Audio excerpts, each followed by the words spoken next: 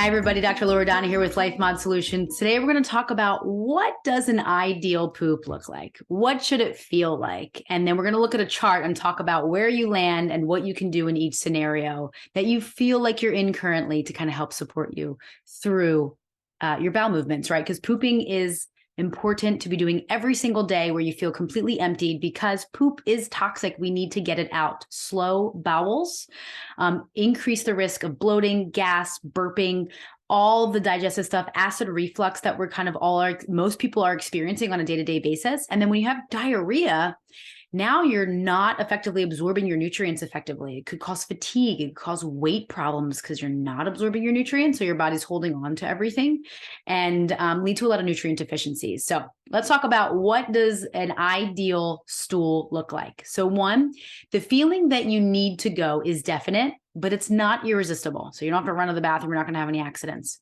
Once you sit down, there's no delay. You go right away. There is no conscious effort or straining needed to get it to come out. The stool comes out smoothly and very comfortably. Afterwards, there's a pleasant feeling of relief. Going to the bathroom should feel good. You should look forward to it. And so when we look at a chart, which I'm going to share my screen with you now, of what a poop should look like, we have, I didn't open it up. So hang on one second.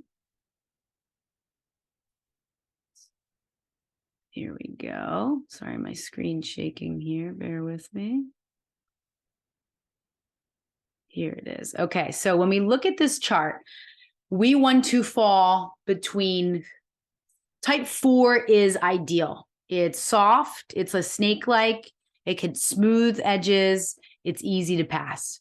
Okay, if you fall into 1, 2, and maybe even a little bit of 3, the top part, this is where your stools are hard, lumpy, rabbit-like, sausage shape, hard to pass with cracks on it. This means that you are experiencing constipation and you might be dehydrated. So here is where you want to make sure that you're drinking your body weight in half in ounces. So if you weigh 150 pounds, divide that by 2, that's 75 ounces of water every single day. And you want to hydrate in between your meals using room temperature or warmed liquids. You also want to think about drinking soups, broths, and think about eating whole foods like apples or peppers or any kind of vegetable that you can think of that when you bite into it, you realize it juices. You hydrate from our whole foods as well.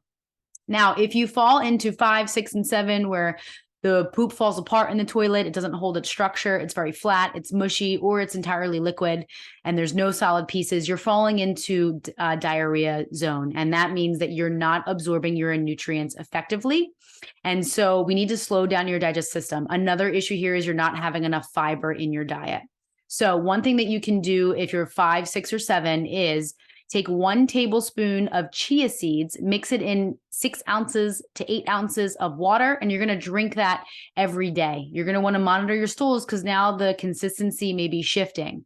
If you don't like chia seeds turn a little jelly when you put them in your mouth, so you want to also think about using psyllium husk fiber. You can also use that.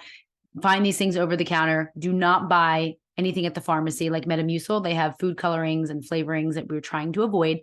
Find an organic whole product that is just psyllium husk fiber. And you want to take that to help with your diarrhea.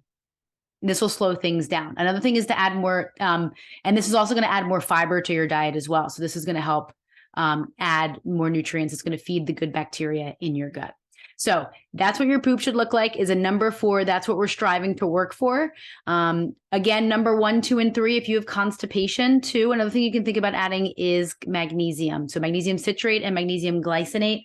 Take 1 capsule, start at 1 capsule at bedtime, then increase to 2, increase to 3, monitor to see how things change for you. When you're constipated, you want to make sure the key thing is hydration. And people always ask me, do I have to add fiber? Is there such a thing as too much fiber? And yes, there is.